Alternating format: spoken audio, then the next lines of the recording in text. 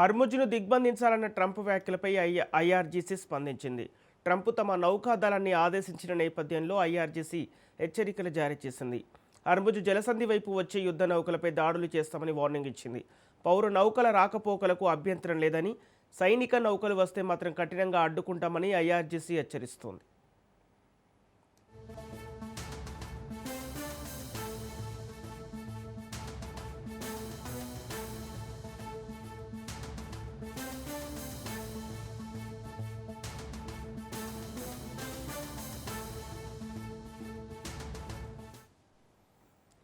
హర్ముజ్ను దిగ్బంధించాలన్న Trump వ్యాఖ్యలపై IRGC స్పందించింది. Trump తమ నౌకాదళాన్ని ఆదేశించిన నేపథ్యంలో ఐఆర్జీసీ హెచ్చరికలు జారీ చేసింది.